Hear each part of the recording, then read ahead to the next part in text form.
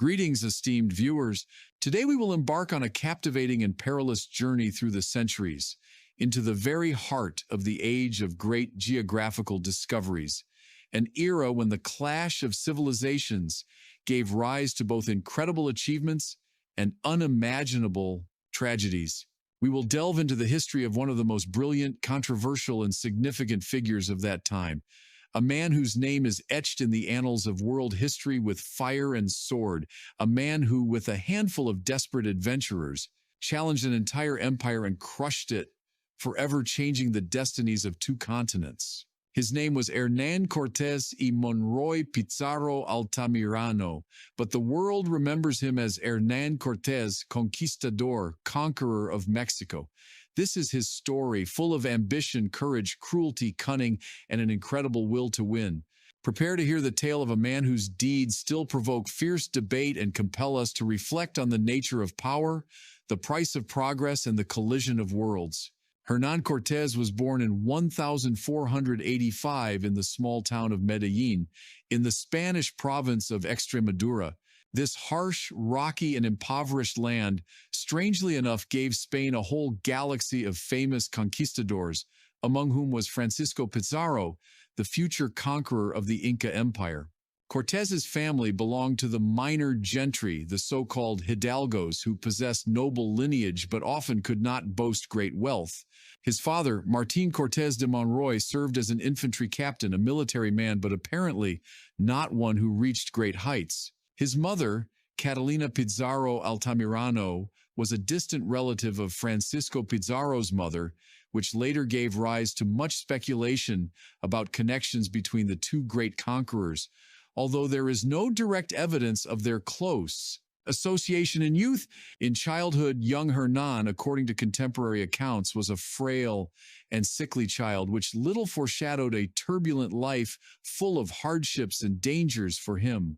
However, even then, a sharp mind and a thirst for knowledge were evident in him. His parents, seeing his abilities, placed hopes on him for a more peaceful career than a military one. At the age of 14, he was sent to Salamanca, where one of the oldest and most prestigious universities in Europe was located. It was assumed that he would study law, become a lawyer, which would provide him with a stable and respected position in society. However, academic routine, dusty tomes, and dry lectures on jurisprudence could not captivate the ardent and active nature of young Cortés. His soul yearned for something else: adventures, glory, feats, and of course wealth, about which sailors and adventurers returning from the recently discovered New World told so much. After spending only 2 years in Salamanca and never receiving an academic degree, much to the disappointment of his parents, he returned home. The atmosphere in Spain at that time was quite special. The country had just completed the centuries-long Reconquista, an exhausting struggle to liberate the Iberian Peninsula from Moorish rule. The spirit of belligerence, religious zeal bordering on fanaticism, and tireless adventurism literally filled the air. Many Hidalgos hardened in the battles of the Reconquista were left without occupation. Their swords sought new application, and their hearts new achievements. And then, as if on cue, Christopher Columbus discovered America in 1492, opening up truly unprecedented prospects for enterprising, brave, and often ruthless Spaniards. Rumors of fabulous riches in distant overseas lands, of pagan civilizations awaiting their conversion to the true Christian faith, stirred minds and pushed towards risky enterprises. Young Cortés found himself at a crossroads. He pondered whether to try his luck in the Italian wars, where Spain was fighting France for dominance in Italy, or to go overseas to the mysterious and alluring New World. Fate, however, had its own way. An unfortunate love affair, which ended in injury. According to one common version, he fell from a wall while trying to secretly reach the object of his passion, prevented him from joining the expedition of Nicolás de Ovando, appointed the new Governor of Hispaniola, the first Spanish stronghold in America, now known as the island of Haiti. Only in 1504, when he was 19 years old, did Hernán Cortés finally step onto the deck of a ship heading for the New World. He arrived on Hispaniola, where Governor Ovando, who knew his family, offered him some patronage. Cortés was granted land and the position of notary in the small town of Azua de Compostela. For several subsequent years, Cortés led the life of a typical colonist. He engaged in agriculture, cattle breeding, participated in cruel campaigns to suppress levantamientos of the indigenous population, the Taíno Indians, and gradually accumulated wealth. However, this routine, though relatively prosperous life, could not satisfy his ambitions. He felt that he was born for something greater, for great deeds that would immortalize his name. The chance to prove himself came in 1511, when Diego Velázquez de Cuellar, another native of Extremadura well acquainted with Cortés, organized an expedition to conquer the neighboring island of Cuba. Cortés enthusiastically joined this enterprise, receiving the post of treasurer and personal secretary to Velázquez. During the conquest of Cuba, he demonstrated not only business qualities and administrative abilities, but also personal courage, as well as the ability to find common ground with people and win their trust. After the successful subjugation of the island, Diego Velázquez became its first governor, and Hernán Cortés received as a reward significant land grants, the so-called encomienda, which included land and Indians obliged to work for their new master. He was also appointed alcalde or mayor of the city of Santiago de Cuba, which at that time was the capital of the new colony. It was in Cuba that Cortés married Catalina Suárez Marcaida, sister of one of Diego Velázquez's mistresses, which further strengthened his ties with the governor, although their relationship was never simple or cloudless. Velázquez, on the one hand, valued Cortés's intelligence, energy, and abilities, but on the other, he increasingly feared his growing ambitions, independent character, and popularity among other colonists. Conflicts periodically arose between them, sometimes quite sharp, and Cortés even found himself under arrest several times on charges of conspiracy against the governor. However, each time he managed not only to justify himself, but also to restore his position and sometimes even strengthen it. By this time, Hernán Cortés was already over 30. He was a wealthy, influential, and respected man in the colonial society of Cuba, but an insatiable thirst for glory, great deeds, and of course even greater wealth did not leave him.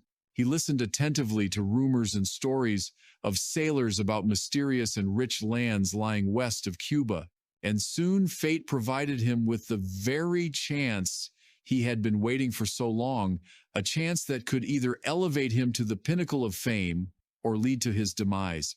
Rumors of the existence of rich and developed civilizations on the mainland west of Cuba had been circulating among Spanish colonists for quite some time.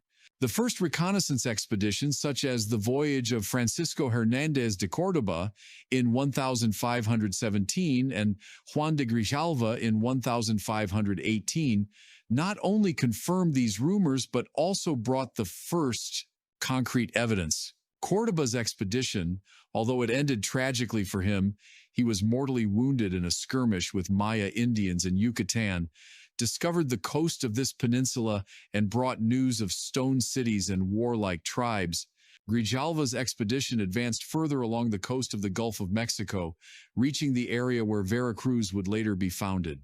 Grijalva made contact with representatives of a powerful empire located inland and brought back to Cuba not only samples of gold and jewelry, but also exciting stories about its ruler, whom the Indians called Mutezuma or Montezuma, and his untold treasures.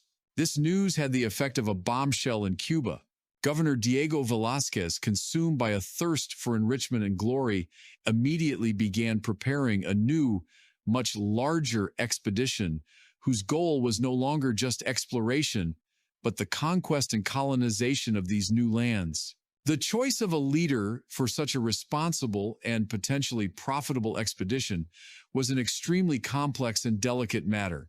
Velázquez was looking for a man who possessed the necessary qualities: intelligence, energy, organizational skills, military experience, but at the same time loyal enough and not too ambitious, so that he would not try to get out of his control and appropriate all the laurels and riches for himself.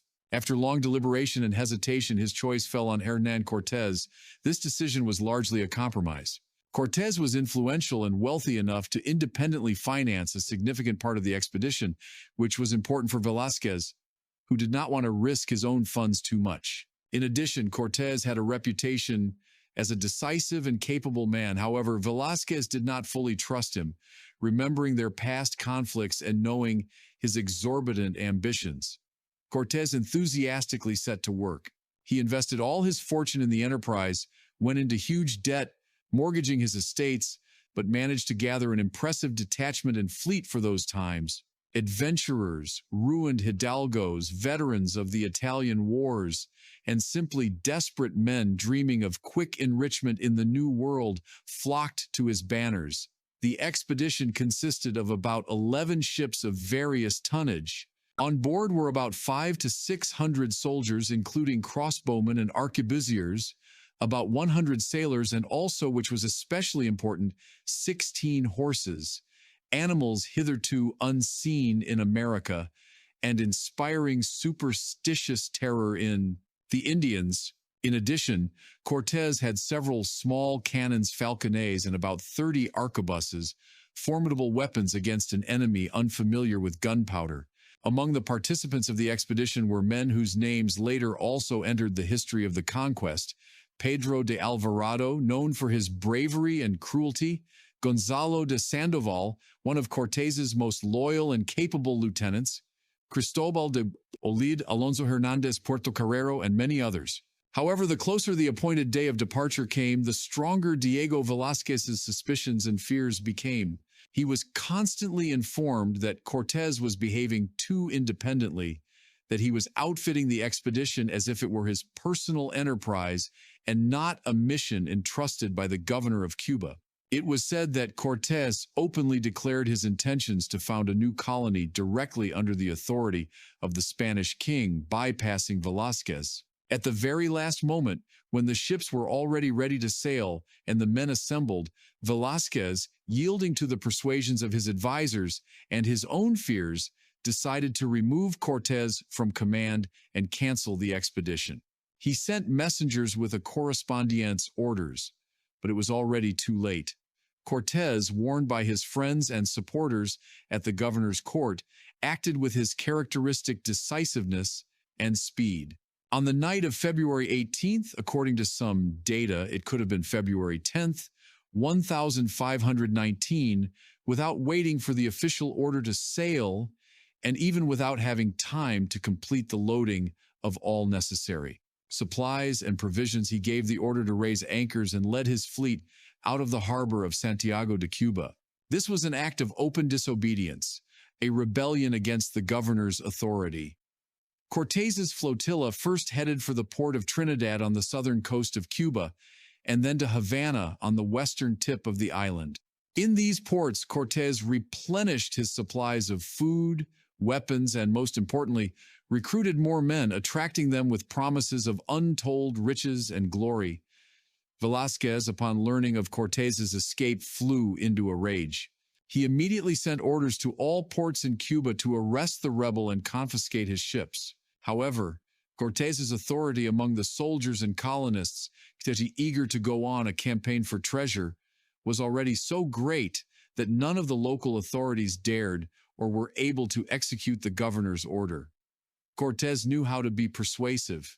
He delivered fiery speeches addressing his warriors, promising them not only gold and land, but also a great mission: the conversion of pagans to the true faith and service to the Spanish crown. He skillfully combined material incentives with religious zeal and patriotism, inspiring people and leading them towards the unknown. The first significant stop of Cortés's expedition on the way to the uncharted lands of the Mexican mainland was the island of Cozumel, located off the eastern coast of the Yucatan Peninsula.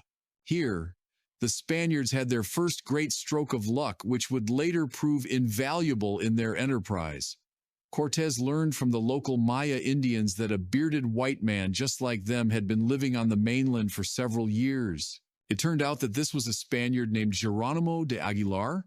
Several years earlier, around 1511, Aguilar, along with a group of other Spaniards, was sailing from Darien, Panama, to Hispaniola, but their ship was wrecked off the coast of Yucatan. Most of the survivors were either killed or sacrificed by local Maya tribes.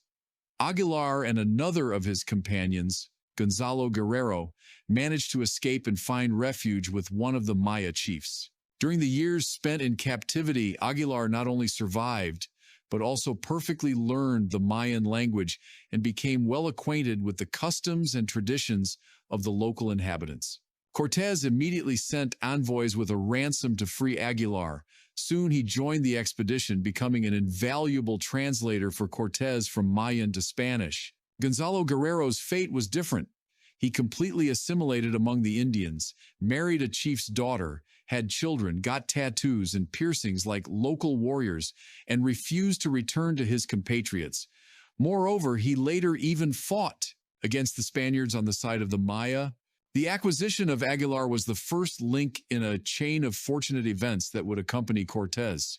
Continuing his journey west along the coast of Yucatan, Cortés's flotilla reached the mouth of a large river, which the Indians called Tabasco, now the Grijalva River, named after the previous Spanish explorer. Here the Spaniards were by no means met with open arms. The local Indians belonging to the Chontal Maya were hostile and ready to repel the uninvited guests. Several rather fierce skirmishes and one major battle took place near the town of Potonchain. The Spaniards, despite the enemy's significant numerical superiority, managed to achieve a decisive victory. A key role in this was played by their superiority in armament, steel swords and armor, crossbows, arquebuses, and small cannons, and also, and this was especially important, the use of cavalry. The Indians, who had never seen horses before, were terrified at the sight of armored horsemen, mistaking them for some monstrous centaur-like creatures. The psychological effect of the cavalry's appearance was enormous and often decided the outcome of a battle even before it began. After this defeat, the Tabascan Indian chiefs were forced to sue for peace.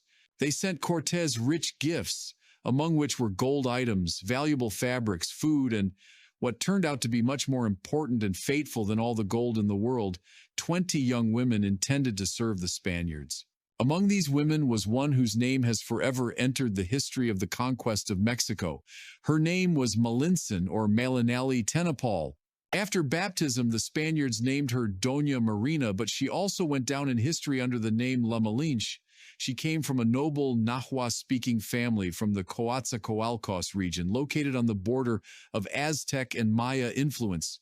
However, in childhood, after her father's death and her mother's remarriage, she was sold or given into slavery to merchants from Cicalango, and then fell into the hands of the Maya-speaking Tabascans. Thus, Doña Marina knew not only the Mayan language spoken by Geronimo de Aguilar, but also Nahuatl, the lingua franca of central Mexico, the language spoken by the Aztecs and many other peoples subject to them or neighboring them.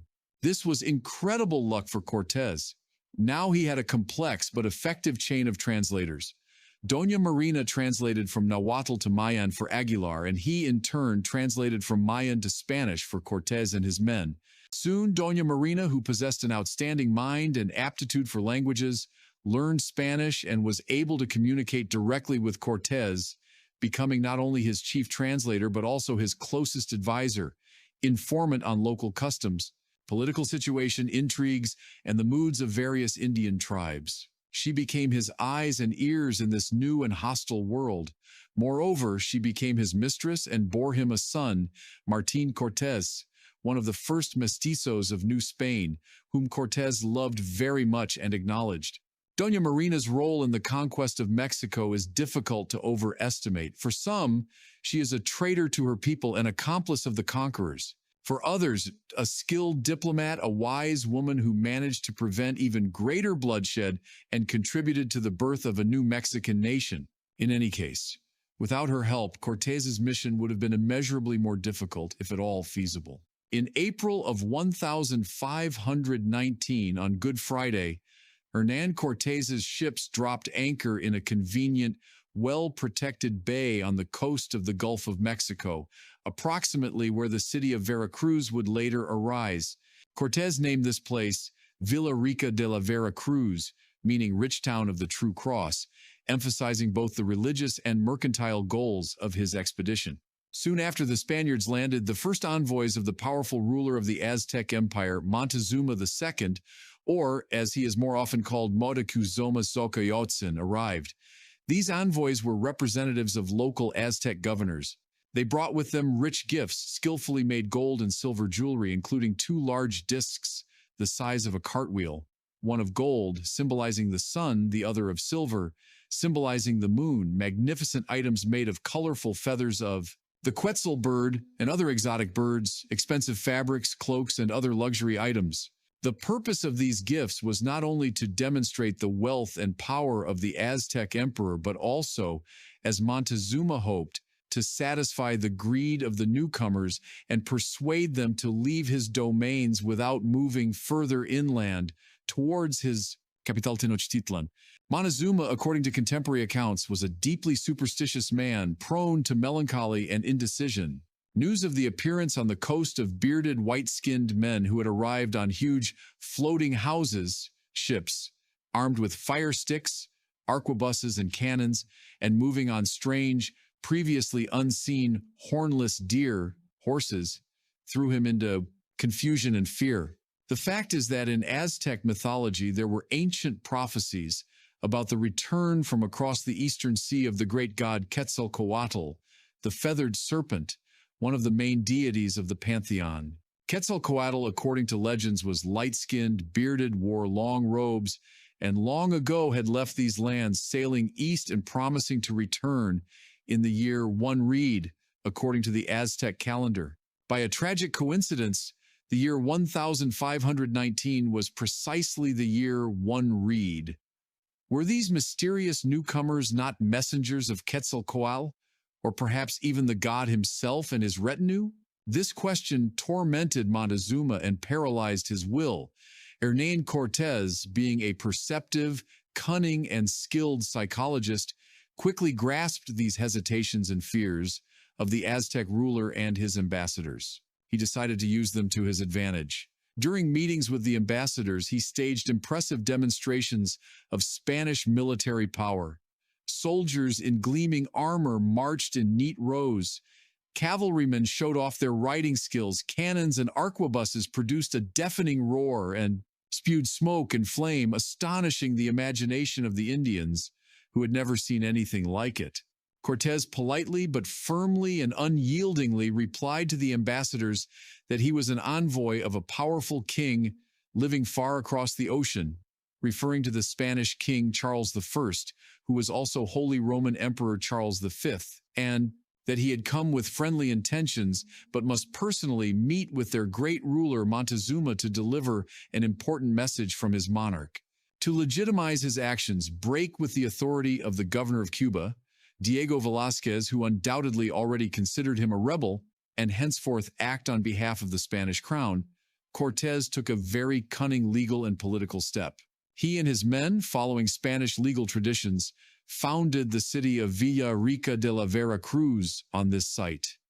Then a municipal council, Cabildo, was elected, consisting of Cortés's supporters. This newly formed municipal council, in turn, appointed Hernán Cortés as Captain General and Chief Justice, Justicia Mayor, of the new colony, accountable directly to the Spanish king and not to the Governor of Cuba. This was, in essence, a legal fig leaf, covering an act of open disobedience and usurpation of power. Part of the most valuable gifts received from Montezuma, including the famous gold and silver discs, Cortés immediately sent to King Charles in Spain, along with lengthy letters. In these letters, he described in detail the richest lands he had discovered, justified his actions by the need to serve the crown and spread the Christian faith, extolled his merits in every possible way, and at the same time denigrated Diego Velázquez, accusing him of greed, indecision, and attempts to hinder the great cause of conquering new lands for Spain. However, not everyone in Cortés's detachment agreed with such an adventurous turn of events. Some of his soldiers and officers, especially those loyal to Diego Velázquez or simply afraid to go deep into an unknown and clearly hostile country inhabited by numerous and warlike tribes, demanded a return to Cuba. They considered the march on Tenochtitlan, about whose power terrifying rumors circulated, sheer madness, A conspiracy was brewing in the camp to seize one of the ships and return to Cuba to report Cortés's actions to Velázquez. Cortés, learning of this conspiracy, acted quickly, decisively, and ruthlessly. The instigators were seized and severely punished. 2 of them were hanged, some had their feet cut off, others were flogged. And to suppress any further thoughts of escape and make the way back impossible, he made one of the most famous, desperate, and symbolic decisions of his life. He ordered most of his ships to be brought ashore and disabled, effectively scuttled or burned. Sources differ on the details, but the result was the same, leaving only one small one for communication with Spain. The die is cast. Now the conquistadors had no choice but to go forward to victory or death. This act demonstrated his unbending will and forced even the most doubting to submit to his leadership. There was no longer a way back. Before beginning his daring march inland towards the mysterious and formidable Aztec capital Tenochtitlan, Hernán Cortés proved himself a skilled diplomat and strategist, understanding that with the forces of the Spaniards alone, however brave and well-armed they might be, he could not overcome the mighty empire. He began to actively seek allies among the local Indian tribes conquered by the Aztecs and dissatisfied with their rule. The first to openly side with the Spaniards were the Totonacs, a people living on the fertile coast of the Gulf of Mexico in the area of the modern state of Veracruz. The Totonacs paid a heavy tribute to the Aztecs in people for sacrifices and slavery and material goods, and therefore hated them fiercely. They saw in the newcomer Spaniards potential liberators from the hated yoke of Tenochtitlan. The main Totonac city, Chempoala, made a great impression on the Spaniards with its stone buildings, cleanliness, and neatness. The chief of Chempoala, nicknamed Fat Cacique by the Spaniards due to his corpulence, warmly received Cortés and complained to him about the oppression by Aztec tribute collectors. Cortés immediately took advantage of this situation. He demonstratively arrested the Aztec tribute collectors who had arrived in Chempoala and then secretly released them, pretending it had happened against his will, and sending friendly messages to Montezuma through them. By this, on the one hand, he showed the Totonacs his determination to challenge the Aztecs, and on the other, he tried to lull Montezuma's vigilance. The Totonacs formed an alliance with Cortés, providing him with several thousand warriors and many porters who were extremely necessary for transporting goods and artillery, as there were no draft animals in pre-Columbian America, except for llamas in the Andes, which were not found in Mexico. Chempoala became Cortés's first reliable base on the mainland. In August of 1519, Hernán Cortés's small but well-organized detachment began its legendary and perilous march from the coast to the heart of the Aztec Empire. His army consisted of about 400 Spanish infantrymen, 15 or 16 horsemen, 6 or 7 small cannons, and several thousand Totonac warriors. The path lay through the difficult-to-pass Sierra Madre Oriental Mountains, through lands inhabited by various Indian tribes, whose attitude towards the newcomers and their Totonac allies was far from always friendly. The most serious test on this stage of the journey was the encounter with Tlaxcala. Tlaxcala was a confederation of 4 independent city-states, Tepetecpac, Ocotelulco, Tizatlan, and Cuahuistlan, which for many decades, if not centuries, had successfully resisted Aztec attempts to subdue them. The Tlaxcalans were a warlike and proud people, famous for their courage and military skill.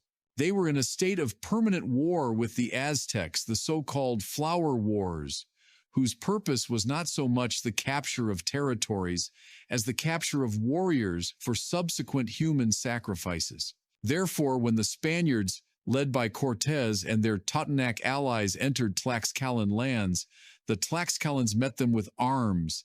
Several fierce and bloody battles took place. The Tlaxcalans, possessing enormous numerical superiority, their armies numbered tens of thousands of warriors, fiercely attacked the small Spanish detachment.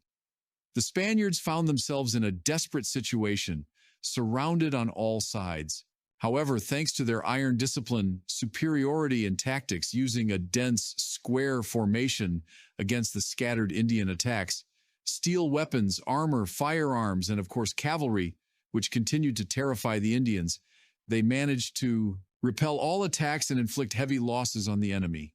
Cortés and his men fought with incredible courage, understanding that they had nowhere to retreat. An important role in their own conviction was also played by divine assistance.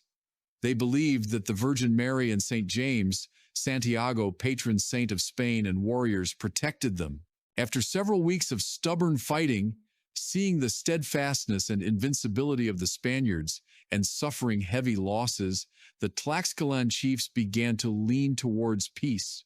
Cortés, in turn, understanding that he could not defeat such a numerous and warlike people by force, and that an alliance with them would be invaluable in the fight against the Aztecs, also actively sought ways to reconcile. Through Doña Marina and captured Tlaxcalans, he sent proposals of peace and alliance pointing to the common enemy, the hated Aztecs. After long and stormy debates in the Tlaxcalan Council of Elders, where supporters of continuing the war and supporters of an alliance with the newcomers clashed, among the latter was the influential chief Xicotencatl the Elder, while his son, Xicotencatl the Younger, was a staunch opponent of the Spaniards.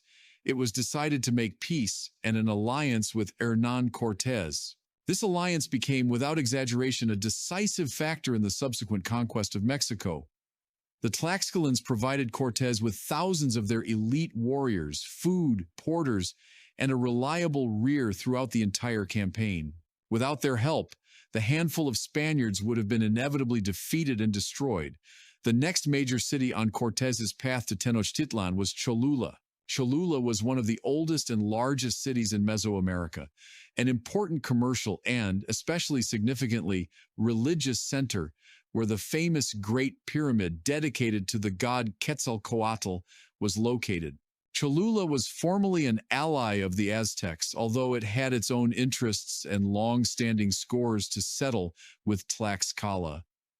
The inhabitants of Cholula received the Spaniards and their Tlaxcalan allies with ostentatious cordiality and hospitality.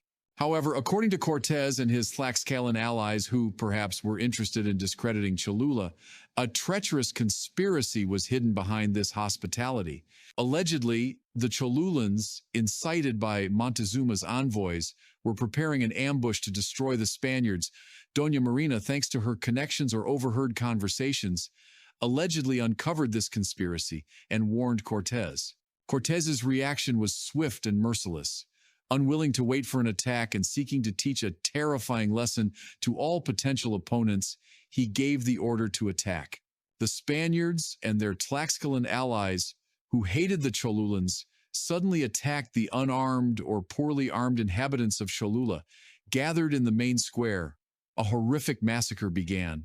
According to various estimates, from 3,000 to 6,000, and according to some data, much more, people were killed, mostly civilians, including women and children. Temples were plundered and burned, and the city was devastated. The Cholula massacre became one of the darkest and bloodiest pages in the history of the conquest. It demonstrated to the entire region the strength, determination, and ruthlessness of the Spaniards, sowing fear and terror. This event caused shock and indignation, even among some of Cortés's contemporaries. But he justified his actions by military necessity and the prevention of a treacherous attack. For the Aztecs, this was a dire signal. After the bloody events in Cholula, which sowed terror throughout the Valley of Mexico and beyond, the path to Tenochtitlan was effectively open. The morale of potential opponents of the Spaniards was crushed. The Aztec Emperor Montezuma II, receiving ever newer reports of the foreigners' advance, their victories, the alliance with Tlaxcala, and the ruthless massacre in Cholula, became increasingly demoralized, indecisive, and frightened. He continued to send Cortés ambassadors with rich gifts, gold, precious stones, exquisite fabrics, and with insistent pleas, almost entreaties, not to go to his capital, Tenochtitlan. He offered the Spaniards even more gold if they agreed to turn back. However, Montezuma no longer dared to offer open military resistance. fearing to bring even greater misfortunes upon his people. Perhaps he still hesitated about who these strange, bearded, iron-clad newcomers really were, gods, as ancient prophecies about the return of Quetzalcoatl foretold, or messengers of these gods, or simply unusually strong, audacious, and cruel men, possessing unknown weapons. This uncertainty and superstitious fear paralyzed his will and prevented him from making a firm decision. On November 8, 1519, Hernán Cortés's small detachment, numbering by then less than 400 Spaniards, but accompanied by several thousand, perhaps from 4,000 to 6,000, Tlaxcalan warriors and other allied Indians, approached the capital of the Aztec Empire, Tenochtitlan. What met their eyes when they emerged onto the pass between two majestic volcanoes, Popocatépetl and Iztaccíhuatl, and saw the valley of Anahuac spread out below with its lakes and cities, astounded the imagination of even the most seasoned and battle-hardened conquistadors who had seen many wonders of the old world in their time. Tenochtitlan was one of the largest and most beautiful cities in the world at that time. According to some estimates, its population ranged from 200 to 300,000 people, making it larger than any European city of that era. With the possible exceptions of Constantinople and Naples, the city was located on an island in the middle of the large saltwater lake Texcoco and was connected to the shore by 3 wide, powerful stone causeways, which also served as aqueducts, through which fresh water from mainland springs flowed into the city. White stone temple pyramids, internet crowned with sanctuaries, and spacious palaces of the nobility, built of hewn stone and decorated with carvings and paintings, glittered in the sun, reflecting in the waters of the lake. Instead of streets, the city was crisscrossed by numerous canals, along which thousands of canoes glided silently, transporting people and goods. Huge and bustling markets, such as the market in Tlatelolco, amazed with the abundance and variety of goods from all corners of the vast empire. It was a fairy tale city, a dream city, a true Venice of the New World, as Europeans later called it. Bernal Diaz del Castillo, a simple soldier from Cortés's detachment who left behind invaluable memoirs, The True History of the Conquest of New Spain, described his impressions thus: "And seeing so many cities and villages built in the water and other large towns on dry land and that straight and level causeway which led to Mexico, Tenochtitlan, we were amazed and said that it was like the enchanted things they tell of in the Book of Amadis, on account of the great towers and temples and buildings they had, built of stone and rising from the water. And some of our soldiers even asked if it were not all a dream." Emperor Montezuma II himself, ruler of the mighty Aztec Empire, came out to meet Hernán Cortés and his small detachment on one of the causeways leading into the city. This was truly a historic meeting, a meeting of two civilizations, two worlds, which until that moment knew practically nothing of each other and which were destined to clash in a dramatic and bloody struggle. Montezuma, surrounded by a lavish retinue of high Aztec nobility, dressed in luxurious robes adorned with gold and feathers, maintained an outward dignity and majesty befitting his rank. However, in his demeanor, according to eyewitnesses, there was a certain bewilderment and hidden anxiety. Cortés, dismounting from his horse, tried to embrace the emperor Evropesky in greeting, but Aztec courtiers respectfully but firmly restrained him, as the sacred person of the Tlaxcala, supreme ruler of the Aztecs, could not be touched by mere mortals. An exchange of gifts took place. Cortés gave Montezuma a necklace of glass beads, and Montezuma presented the Spaniards with 2 necklaces of golden shells, and welcoming speeches which were translated by Doña Marina and Jerónimo de Aguilar. Montezuma, as chroniclers relate, delivered a speech in which he seemed to recognize the Spaniards as descendants or envoys of Quetzalcoatl, who had come to reclaim their legitimate power. The Spaniards were received with great honor and housed in the huge and luxurious palace of Axayacatl, Montezuma's father, located in the very center of the city near the main temple complex.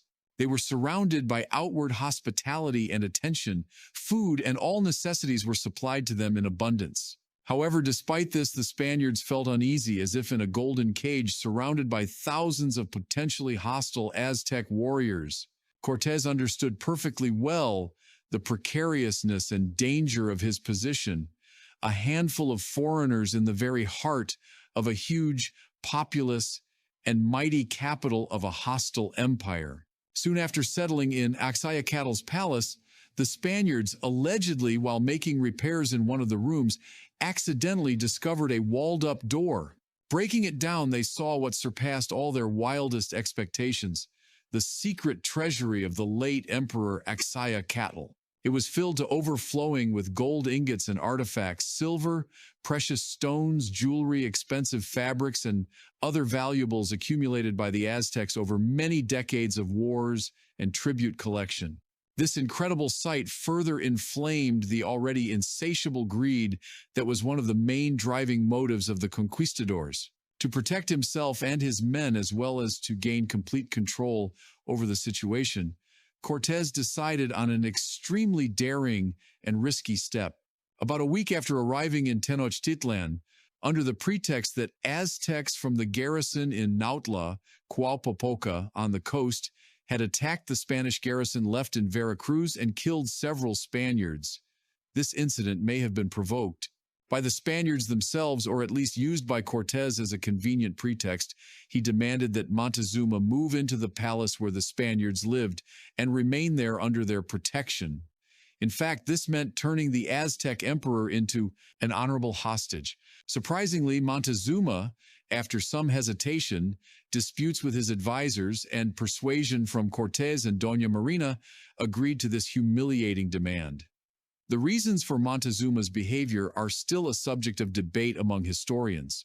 Perhaps he truly feared open armed conflict with the Spaniards, whose military might he had already had a chance to assess. Perhaps he was still under the influence of religious superstitions and prophecies about Quetzalcoatl. Or perhaps he was simply a weak, indecisive, and fatalistically inclined ruler, incapable of resisting Cortés's pressure and cunning. From that moment on, Hernán Cortés became the de facto ruler of the vast Aztec Empire, acting through his captive emperor. Montezuma continued to formally govern the country, receive ambassadors, and issue orders, but all his actions were controlled by the Spaniards. Cortés forced Montezuma to recognize himself as a vassal of the Spanish King Charles, to collect and hand over to the Spaniards a huge ransom in gold. Most of Axayacatl's treasures were melted down into ingots, which caused discontent even among some Spaniards who valued the artistic side of the items, and also to indicate the location of gold mines and provide workers for their development. The Spaniards also began to actively interfere in the internal affairs of the Aztecs and their religious rites. They demanded an end to human sacrifices, which were an integral and central part of the Aztec religion, and horrified and disgusted the Spaniards as Christians. They even dared to set up Christian altars with images of the Virgin Mary and saints in some Aztec temples next to the idols of their gods, which was perceived by the Aztec priesthood and many warriors as sacrilege and a terrible insult. All this caused growing discontent, dull grumbling, and hidden hatred among the Aztec nobility, priests, and common people. Tension in Tenochtitlan grew with each passing day, and the fragile equilibrium established by Cortés could collapse at any moment. The relatively calm, though tense, stay of the Spaniards in Tenochtitlan, where they effectively ruled through the captive Montezuma, was suddenly interrupted by alarming news from the coast of the Gulf of Mexico. The governor of Cuba, Diego Velázquez, who had never reconciled himself to Hernán Cortés's insubordination and rebellion, and consumed by envy of his successes and a desire to appropriate all the fruits of the conquest for himself, finally assembled and sent a large punitive expedition against him.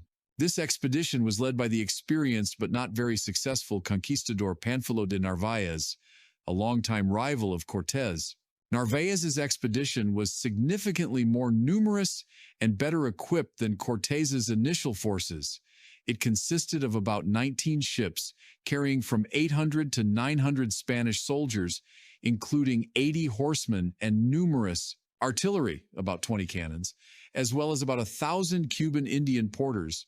Narváez landed on the coast near Zempoala in April of 1520 with orders to arrest Cortés and his chief associates, confiscate all captured gold, and send them to Cuba for trial. Hernán Cortés found himself in an extremely critical and dangerous situation. He was threatened by an enemy in his rear outnumbering him, and at the same time discontent and the possibility of open rebellion were growing in Tenochtitlan itself, where he remained with a small garrison. In this seemingly hopeless situation, Cortés once again demonstrated his incredible determination, composure, and military talent. He made a bold decision to leave a small garrison in Tenochtitlan to hold the city and guard Montezuma, consisting of about 80 to 120 Spaniards under the command of his most loyal but also most hot-tempered, reckless, and cruel Lieutenant Pedro de Alvarado, nicknamed Tonatiuh, son, by the Aztecs for his red hair and beard. Cortés himself, with the main part of his forces, numbering about 250 to 300 Spanish soldiers and several thousand Totonac allies, marched swiftly towards Narváez to try to defeat him before he could unite with disaffected elements in Tenochtitlan or receive support from Montezuma. Cortés acted with astonishing speed. He also sent his emissaries to Narváez with proposals for negotiations and, more importantly, with gold to try to bribe his officers and soldiers, many of whom were not averse to joining the successful and generous Cortés, who promised them a share in the untold riches of the Aztec Empire. On the night of May 28, 1520, under cover of darkness and a torrential tropical rain, Cortés secretly approached Narváez's camp located in Zempoala and attacked it. The attack was sudden, daring, and well-planned. Cortés's soldiers, despite their small numbers, fought with fury and desperation. As a result of a short but fierce night battle, Narváez's camp was captured. Pánfilo de Narváez himself was seriously wounded, a spear put out his eye, and taken prisoner. Most of his soldiers and officers, demoralized by their commander's defeat, impressed by the bravery of Cortés's men, and, not least, tempted by generous promises of gold, glory, and land, surrendered to Hernán Cortés with little resistance. Thus, thanks to his audacity, cunning, luck, and ability to win over people, Cortés not only eliminated the deadly threat from Narváez, but also almost tripled his forces, replenishing them with experienced soldiers, horses, and artillery. It was a brilliant victory, one of the most significant in his career. However, while Cortés was dealing with Narváez on the coast, a real catastrophe occurred in Tenochtitlan, which almost led to the complete collapse of his entire enterprise. Pedro de Alvarado, left in command of the garrison, was a man of exceptional bravery, but at the same time short-sighted, impulsive, and extremely cruel. During Cortés's absence, the Aztecs were preparing for one of their main religious festivals, Tlaxcala, dedicated to the war god Huitzilopochtli and the god Tezcatlipoca. The festival was accompanied by crowded dances, songs, and rituals in the courtyard of the Great Temple. Alvarado, either genuinely suspecting, possibly based on rumors or denunciations from Indians hostile to the Aztecs, the Aztec nobility and priesthood, of preparing a revolt and an attack on the Spanish garrison during the festival, or simply deciding to take advantage of the moment to intimidate the Aztecs and seize their gold ornaments, which they wore for the occasion, gave the order to attack the unarmed participants of the ceremony. Spanish soldiers and their Tlaxcalan allies suddenly attacked the dancing and singing Aztecs, blocking the exits from the temple courtyard. A horrific slaughter began. Hundreds, if not thousands, of Aztec nobles, priests, warriors, and commoners, including women and children, were killed.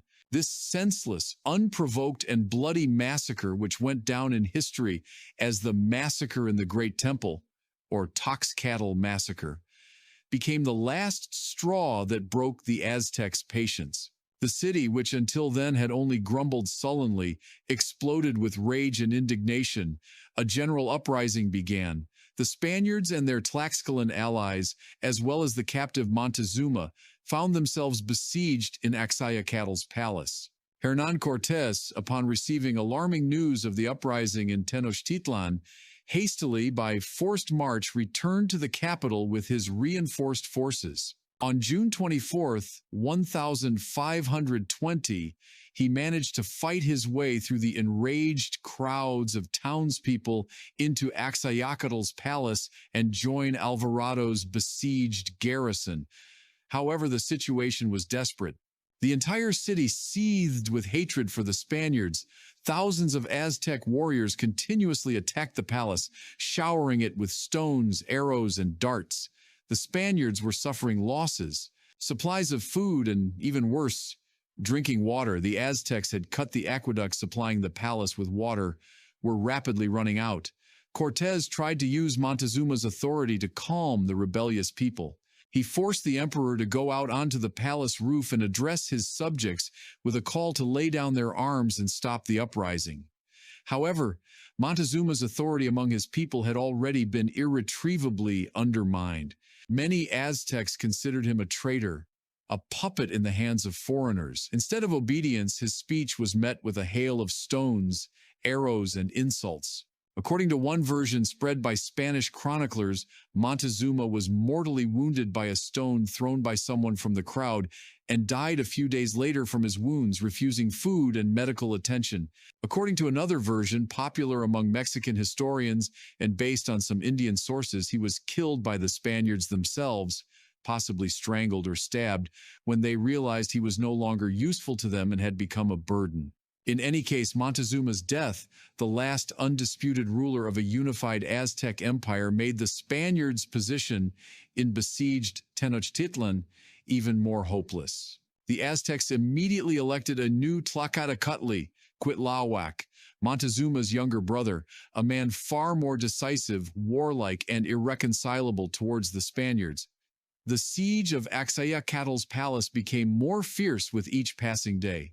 Cortés realized that the only chance of salvation was to try to break out of the city under cover of night. On the night of June 30th to July 1st, 1520, after several days of desperate fighting and unsuccessful attempts to negotiate with the rebellious Aztecs, Hernán Cortés and his men made a desperate attempt to break out of besieged Tenochtitlan.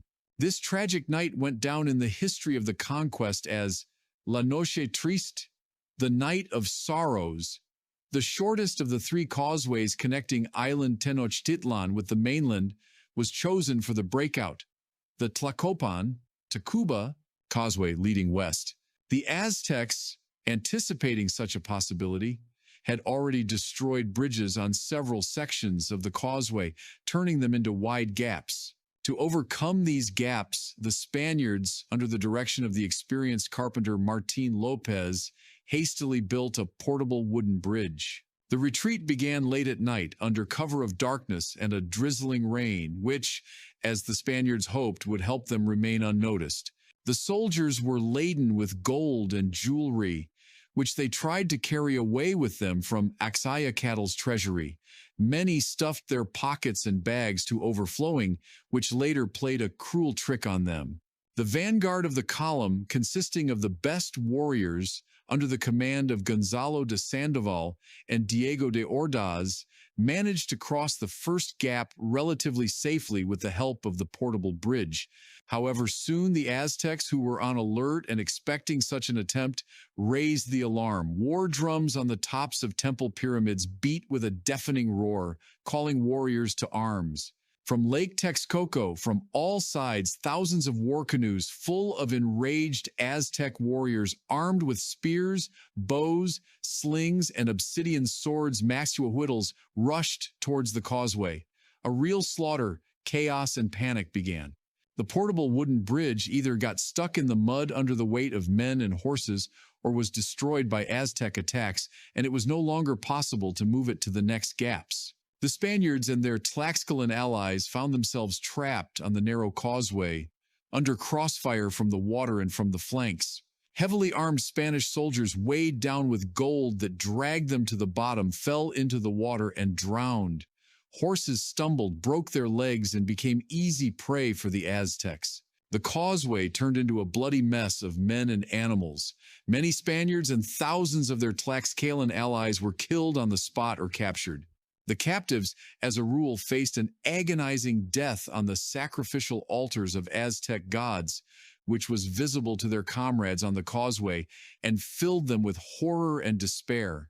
Hernán Cortés himself, fighting in the rearguard, was several times on the brink of death, but he managed to break through. Spanish losses on the Night of Sorrows were catastrophic.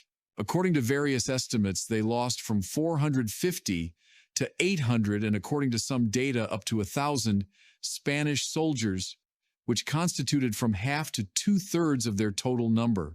Almost all horses, all artillery, most crossbows and arquebuses, as well as practically all looted gold and treasures, which they had so carelessly tried to carry away with them, were lost. Losses among Tlaxcalan allies were in the thousands. This was the most crushing defeat Cortés had ever suffered. It seemed that his adventure had ended in complete and inglorious failure. According to legend, having reached the mainland near the village of Popotla, Cortés, seeing the deplorable state of his shattered and demoralized army, sat under a large tree, which is still shown to tourists in Mexico City as the Tree of the Sad Night, and wept with grief and despair, mourning the death of his men and the collapse of his hopes. However, this despair was short-lived. Cortés was not a man who gave up easily. The remnants of Hernán Cortés's exhausted, wounded, and demoralized detachment retreated with great difficulty eastward towards the saving lands of their Tlaxcalan allies, constantly fighting off the pursuing Aztec warriors. Their situation was desperate. Food and ammunition were scarce, many were wounded, and almost all horses had perished. On July 7, 1520, in the Otumba Valley, not far from the ancient city of Teotihuacan, the main Aztec forces, numbering, according to some estimates, tens of thousands of warriors under the command of Cihuaca, one of the empire's highest military commanders, caught up with them. The Aztecs were determined to finally destroy the remnants of the Spanish army. One of the most famous and desperate battles of the conquest took place, the Battle of Otumba. The Spaniards, of whom no more than 400 remained, and several thousand of their loyal Tlaxcalan allies, found themselves surrounded by a huge enemy army. It seemed their fate was sealed. However, in this critical situation, the Spaniards, inspired by the personal example of Cortés and his captains, such as Gonzalo de Sandoval, Cristobal de Olid, Pedro de Alvarado, showed miracles of bravery and steadfastness. They fought with the fury of the doomed, understanding that this was their last chance. The key moment of the battle was a daring maneuver by Cortés himself. Noticing the main Aztec military commander in the thick of enemy warriors, distinguished by his luxurious attire and battle standard, Cortés, at the head of a small group of horsemen, he had only a few horses left, fiercely attacked him. Breaking through the Aztec ranks, Cortés personally slew the commander, or according to another version, Juan de Salamanca did it, and captured his standard. In Aztec military tradition, the loss of a standard and the death of a commander-in-chief often meant defeat, and led to the disorganization of the army. This is what happened this time as well. Seeing the fall of their leader and his standard, the Aztec warriors, despite their enormous numerical superiority, fell into disarray. Their morale plummeted, and they began to retreat in disorder. The Battle of Otumba, which ended in an unexpected and almost miraculous victory for the Spaniards, had enormous moral significance. It allowed the remnants of Cortés's army to escape complete annihilation and continue their retreat. Wounded, exhausted, but not broken in spirit, the Spaniards and their allies finally reached Tlaxcala. Here, their fate once again hung in the balance. The Tlaxcalans, who had suffered huge losses on the Night of Sorrows and during the retreat, could have easily destroyed the weakened and demoralized Spaniards or handed them over to the Aztecs, with whom they might have tried to make peace. Heated debates erupted in the Tlaxcalan Council of Chiefs. Xicotencatl the Younger, a young and ambitious military commander who had always disliked the Spaniards, insisted on finishing them off. However, the opinion of older and wiser chiefs, such as Xicotencatl the Elder and Maxixcatzin, prevailed. They understood that the Aztecs would never forgive the Tlaxcalans for their alliance with foreigners, and that their only hope for survival and possible future advancement was the final victory over Tenochtitlan, which could only be achieved with the help of the Spaniards. In the end, Tlaxcala decided to remain loyal to the alliance with Cortés and provided him with refuge, food, and medical aid. In Tlaxcala, Hernán Cortés began to methodically and purposefully prepare for revenge for a new campaign against Tenochtitlan. He proved himself not only a brave warrior and charismatic leader, but also a brilliant organizer, strategist, and diplomat. He understood that taking Tenochtitlan by storm, a city located on an island and protected by a lake, without control over that lake, that is, without his own fleet, would be practically impossible. Therefore, he ordered the construction of 13 small, dismantlable sailing vessels, brigantines. These brigantines were to be built in Tlaxcala, then dismantled, transported by thousands of Indian porters across the mountains to the shores of Lake Texcoco, a distance of about 100 kilometers, reassembled there, and launched. The management of this most complex engineering project was entrusted to the experienced shipbuilder Martín López. Meanwhile, while Cortés was gathering forces, a terrible smallpox epidemic raged in central Mexico, including Tenochtitlan. This disease, previously unknown in America, had been unintentionally introduced to the continent by one of the soldiers from Pánfilo de Narváez's expedition. The Indians, who had no immunity to this European plague, died from it by the thousands, if not tens of thousands. Smallpox devastated entire cities and villages, undermining the military power and morale of the Aztecs and their allies. Cuitláhuac, the energetic Aztec ruler who had led the expulsion of the Spaniards from Tenochtitlan, also died of smallpox. He ruled for only about 80 days. His successor on the throne was the young but brave and resolute Cuauhtémoc, meaning falling eagle, nephew of Montezuma and Cuitláhuac. Cuauhtémoc was determined to fight the Spaniards to the very end and had no intention of surrendering. The smallpox epidemic thus became an unintentional but extremely powerful and destructive ally of Hernán Cortés in his fight against the Aztec Empire. Cortés also did not sit idly by. He received reinforcements from Cuba and other Spanish colonies in the Caribbean. Adventurers, attracted by rumors of Mexico's untold riches and the possibility of participating in their conquest, continued to arrive on the coast and join his army. He also actively conducted punitive expeditions against those Indian cities and tribes in the Valley of Mexico that remained loyal to the Aztecs or tried to resist them. These expeditions served several purposes. They ensured the security of the rear and communications, allowed for the capture of food and labor, demonstrated the strength of the Spaniards and their allies, and also attracted more and more Indian contingents hostile to the Aztecs, for example, warriors from Texcoco, Chalco, and other city-states, to Cortés's side. By the spring of 1521, Hernán Cortés's army, ready for the decisive assault on Tenochtitlan, had grown significantly and strengthened. It numbered about 800 to 900 Spanish soldiers, including a significant number of crossbowmen, arquebusiers, and about 80 to 90 horsemen, 18 cannons, and most importantly, tens of thousands, according to some estimates from 75,000 to 150,000 or even more, warriors from Tlaxcala, Huexotzingo, Cholula, Texcoco, and other allied Indian states. The forces were assembled. The last, most dramatic act of the conquest of the Aztec Empire was beginning at the end of April, beginning of May 1521. The long and bloody siege of Tenochtitlan began. Hernán Cortés developed a detailed plan of operation. His forces were divided into 3 main detachments, each of which was to attack the city along one of the 3 main causeways. Pedro de Alvarado advanced from the west along the Tlacopan-Tacuba causeway. Cristobal de Olid, later replaced by Gonzalo de Sandoval due to disagreements with Cortés, from the south along the Coyoacán causeway, and Gonzalo de Sandoval himself initially from the east along the Iztapalapa causeway.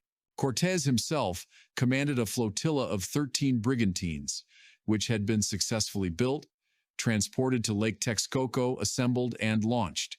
These brigantines, armed with small cannons and manned by crossbowmen and arquebusiers, played an absolutely decisive role in the siege.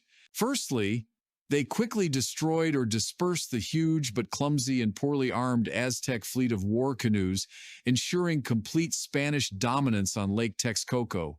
Secondly, they allowed an effective blockade of Tenochtitlan to be established, cutting off routes for supplying food, drinking water.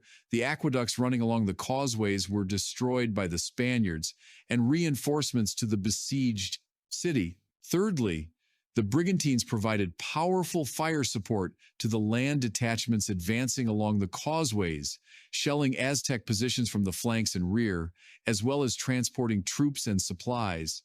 The siege of Tenochtitlan lasted almost 3 months, from May to August of 1521, and was incredibly cruel, stubborn, and bloody on both sides. The Aztecs, led by their young and brave Tlaxcala Cuauhtémoc, fought with desperate courage, heroism, and self-sacrifice, defending every house, every street, every canal of their beloved city. They built barricades, dug wolf pits, showered the Spaniards with a hail of stones, arrows, and darts, and made daring night sorties.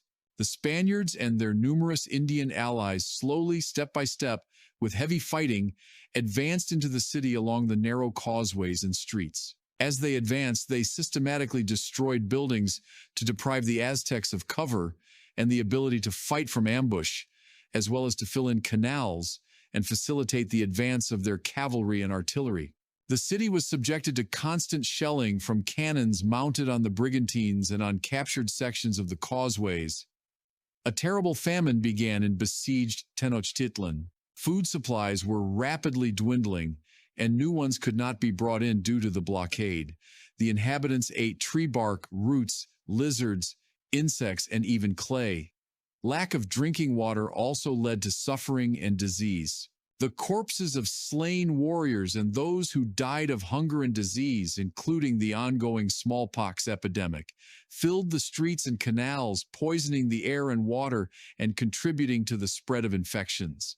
Hernán Cortés several times during the siege offered Cuauhtémoc and the Aztec chiefs to surrender on honorable terms, promising to spare their lives and some position. However, Cuauhtémoc and his closest associates, despite the desperate situation of the city and the suffering of its inhabitants, invariably responded with a proud refusal.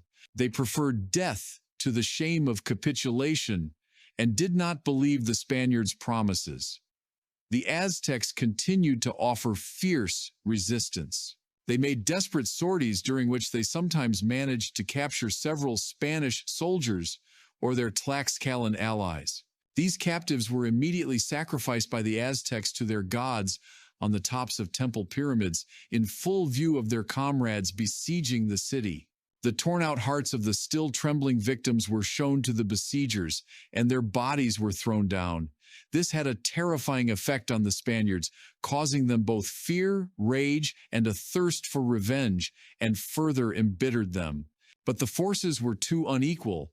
Despite all the heroism of the defenders, their numbers dwindled daily from battles, hunger, and disease.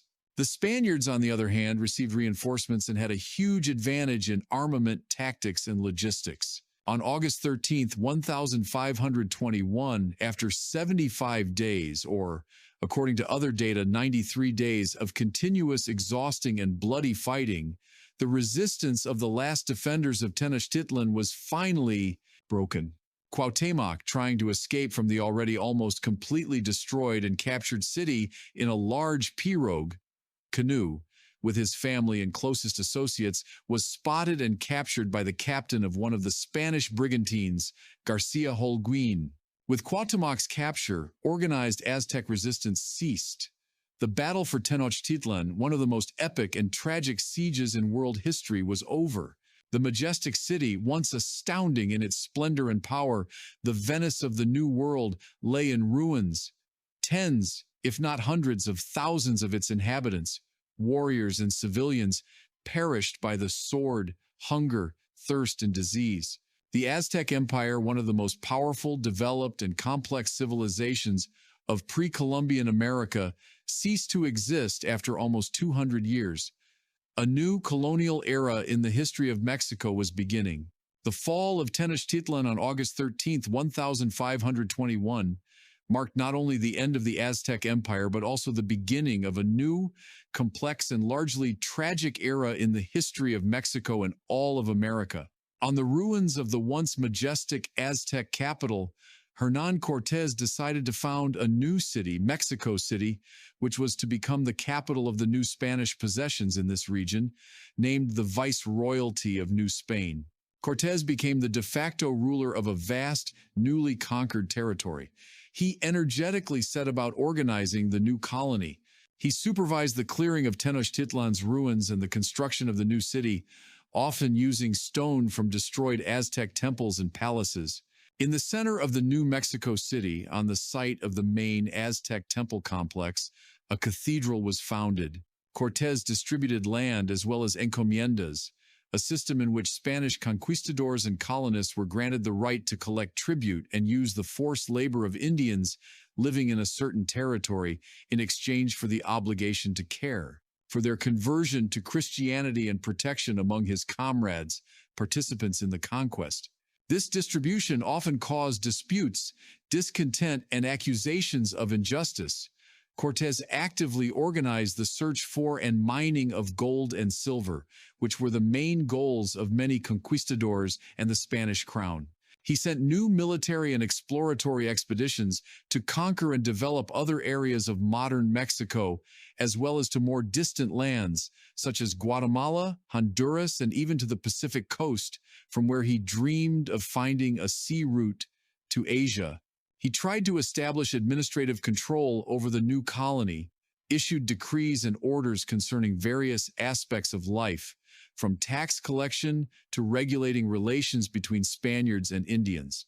He also promoted the activities of missionaries, Franciscans, Dominicans, and Augustinians, who arrived from Spain to convert the indigenous population to Christianity, which was one of the official goals of the conquest. However, Cortés's own position, despite his resounding victory and the enormous power he had concentrated in his hands, was not strong or cloudless. At the court of the Spanish King Charles I, Emperor Charles V, he had many enemies, enviers, and ill-wishers. Among them were supporters of the late Diego Velázquez, Bishop Juan Rodríguez de Fonseca, head of the Council of the Indies, who disliked Cortés, and many other influential figures. They constantly intrigued against Cortés, accusing him of insubordination, exceeding his authority, excessive cruelty towards the Indians, and also, which was a particularly serious accusation, of concealing a significant part of the captured treasures from the royal treasury, the so-called Royal Fifth, or Quinto Real. To investigate these numerous accusations and to take control of the administration of the richest new colony, the Spanish crown began to send special royal officials and auditors to Mexico. In 1524 to 1526, Hernán Cortés undertook an extremely difficult, exhausting, and largely unsuccessful expedition to Honduras. The purpose of this expedition was to punish one of his captains, Cristobal de Olid, who had been sent by Cortés to conquer Honduras, but then, under the influence of Diego Velázquez, rebelled against Cortés's authority and declared himself an independent ruler. The Honduras expedition passed through impenetrable jungles, swamps, and mountains, accompanied by enormous difficulties, hunger, disease, and skirmishes with hostile Indian tribes. During this expedition, fearing a possible conspiracy or uprising by captive Aztec chiefs whom he had taken with him, Cortés decided to execute the last Aztec Tlaquetecuhtli, Cuauhtemoc, as well as the ruler of Tlacopan, Tacuba, and other noble Aztecs. They were accused of preparing a conspiracy and hanged. This execution, carried out without a formal trial and investigation on the basis of dubious evidence, further damaged Cortés's reputation and drew condemnation even from some of his companions. Upon returning from the exhausting Honduran expedition in 1526, Cortés found that his power in Mexico City had effectively been usurped by royal officials sent from Spain to conduct a so-called juicio de residencia, a special judicial investigation into Cortés's activities as ruler. He was accused of numerous crimes. His property was partially confiscated, and he himself was removed from the administration of the colony. In 1528, Hernán Cortés was forced to travel to Spain to appear personally before King Charles, defend his good name, clear himself of the charges brought against him, and try to regain his power and privileges. King Charles V received Cortés with outward honor and respect, recognizing his enormous services in the conquest of New Spain. He was granted the honorary title of Marquis of the Valley of Oaxaca, Marqués del Valle de Oaxaca, as well as extensive landholdings and encomiendas in Mexico, which made him one of the richest men in the New World. He was also awarded the Order of Santiago. However, the king did not return full power over the country he had conquered to him. Another man was appointed governor of New Spain, and soon in 1535 the viceroyalty of New Spain was officially established, headed by a viceroy appointed directly by the king and possessing full civil and military authority. Hernán Cortés returned to Mexico in 1530, not as an all-powerful conquistador ruler, but as a very wealthy and noble aristocrat, yet removed from the real levers of colonial administration. He devoted himself to managing his vast estates in the Valley of Oaxaca and other regions. He actively engaged in agriculture, introduced new crops to Mexico such as sugarcane, raised livestock, and built palaces, churches, and monasteries. He also continued to finance new exploratory expeditions, in particular, several expeditions to the northwest, along the Pacific coast, during which California was discovered, which Cortés, like many of his contemporaries, initially considered an island. However, his restless nature gave him no peace. He constantly litigated with the royal administration, other conquistadors, and colonists over his rights, privileges, lands, and income. In 1540, Hernán Cortés traveled to Spain again, hoping to obtain justice from the king, full recognition of his merits, and perhaps the return of some significant administrative post. However, his time had irretrievably passed. King Charles V was preoccupied with European wars and other state affairs, and he no longer had time for the old conquistador. Cortés's requests remained unanswered. His influence at court had waned. The last years of Hernán Cortés's life were overshadowed by disappointment, endless lawsuits, financial difficulties. Despite his enormous fortune, he was constantly in debt due to his numerous enterprises and legal costs, and a sense of oblivion. In 1541, he participated in Charles V's unsuccessful military expedition against Algiers, where he nearly perished in a storm, losing his jewels in the process. He died on December 2, 1547, at the age of 62 in the small town of Castilleja de la Cuesta near Seville, without having achieved full satisfaction of his ambitions and without regaining his former glory and power. In his will, he requested that his remains be transported and buried in Mexico and Coyoacán, the country he had conquered for the Spanish crown, and which, despite everything, he considered his second homeland. His will was carried out, but Cortés's ashes were subsequently reburied several times, and his final resting place in Mexico is still a subject of some dispute and even legend, symbolizing the ambiguous attitude towards his figure in that country. The legacy of Hernán Cortés, like that of most great conquerors and historical figures of such magnitude, is extremely complex, multifaceted, and contradictory. His figure and his deeds have provoked diametrically opposed assessments and fierce debates for almost 5 centuries now, and these debates have not subsided to this day. For some, especially in the context of traditional European historiography and the Spanish national myth, Hernán Cortés is a great hero, a symbol of unbending will, incredible bravery, brilliant military talent, and outstanding organizational skills. He is presented as a courageous pioneer who expanded the boundaries of the known world, as a wise statesman who founded a new prosperous colony, and as a zealous Christian who brought the light of true faith and European civilization to the wild, pagan lands of America. He is often compared to such titans of antiquity as Alexander the Great or Julius Caesar for the scale of his achievements and his influence on the course of world history.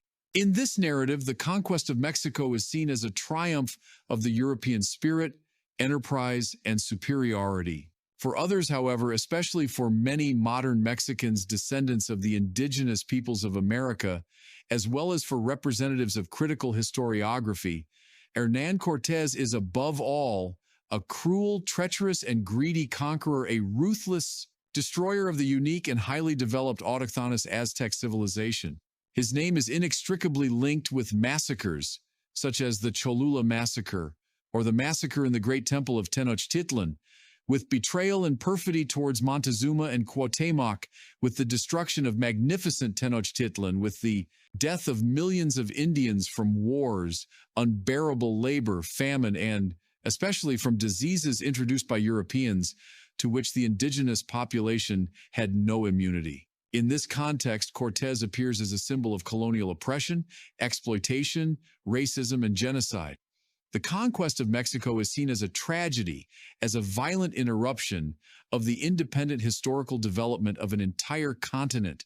The truth, as often happens in complex historical questions, probably lies not in any one of these extreme points of view, but rather in the recognition of the multifacetedness and ambiguity of Cortés's figure and his deeds. He was undoubtedly a product of his time, a cruel and contradictory era of the Renaissance and the beginning of the modern age, an era of religious fanaticism, boundless geographical discoveries, insatiable thirst for gold and glory, and the formation of the first colonial empires. He possessed a whole set of qualities that made him an outstanding leader and a successful conqueror. Incredible willpower, physical endurance, personal courage, bordering on recklessness, charisma, the ability to inspire and lead people in the most desperate situations, a sharp mind, strategic thinking, the ability to quickly assess the situation and make risky but often uniquely correct decisions. He was an unsurpassed master of political intrigue, diplomacy, and psychological warfare, capable of skillfully using disagreements and enmity among his opponents, as was the case with the Aztecs and Tlaxcalans. At the same time, he was capable of extreme cruelty, perfidy, cynicism, and hypocrisy when he considered it necessary to achieve his goals. His actions, whatever motives dictated them, service to the crown, spreading Christianity, personal ambitions, or thirst for enrichment, led to untold suffering, the death of a huge number of people, and the destruction of an entire civilization. The conquest of Mexico by Hernán Cortés became one of the key and pivotal events in world history. It marked the beginning of the formation of a vast Spanish colonial empire in America, which lasted for more than 3 centuries. It opened the way for further European colonization of the New World and became an important stage in the process of globalization, connecting the hitherto isolated worlds of Europe and America. It had colossal economic, political, social, cultural, demographic, and ecological consequences for both continents. Flows of gold and silver from American colonies poured into Europe, causing the so-called price revolution and contributing to the development of capitalism. New crops, animals, technologies, as well as diseases were introduced to America. A mixing of races and cultures occurred, laying the foundation for the formation of new nations. In modern Mexico, the attitude towards Hernán Cortés remains predominantly negative. There are practically no monuments to him in the country. The few that existed were often vandalized or dismantled. His name is rarely mentioned in official discourse in a positive context. Rather, he is perceived as a symbol of foreign invasion and the beginning of centuries-long colonial rule. At the same time, his figure and his deeds continue to arouse unflagging interest and sharp discussions among historians, writers, artists, and filmmakers, both in Mexico and throughout the world. He remains one of the most studied and debated characters in world history. The story of Hernán Cortés and the conquest of Mexico is not just a captivating tale of military campaigns, battles, and adventures. It is a profound and instructive parable about human ambitions and their consequences, about the clash of civilizations and cultures, about the price of so-called progress, and about how the actions of one person or a small group of people can radically change the course of history and the fates of millions. His story makes us reflect on complex ethical questions related to conquest, colonialism, violence, and responsibility. Hernán Cortés, a figure carved from the most contradictory granite of history, a personality whose shadow stretches across centuries, evoking admiration in some and righteous anger in others. His life was a true epic, a saga woven from incredible triumphs and crushing tragedies, from acts of unparalleled courage and episodes of chilling cruelty, from cunning political maneuvers and fatal miscalculations. But one thing remains certain and indisputable. He was one of those rare titans who, willingly or unwillingly, reshape the map of the world with their actions and forge a new world order on the ruins of the old. Studying his complex and multifaceted history, we get the opportunity not only to better understand the distant past, the motives and actions of people of that era, but also to look deeper into ourselves, into our own complex and contradictory human nature, capable of both the greatest spiritual feats and horrifying manifestations of darkness. Cortés's story is a mirror reflecting the eternal themes of power, faith, greed, betrayal, loyalty, and the price humanity pays for its ambitions. It reminds us of the fragility of civilizations and how easily entire worlds can be destroyed. Thank you for your attention, for sharing with us this long and, I hope, informative journey into the past. If you enjoyed this story and want to hear more stories about great personalities and pivotal events in world history, subscribe to our channel, give us a thumbs up, and don't forget to share your opinions and suggestions in the comments. We always welcome your feedback and are ready to explore new fascinating topics. Until next time on the pages of history.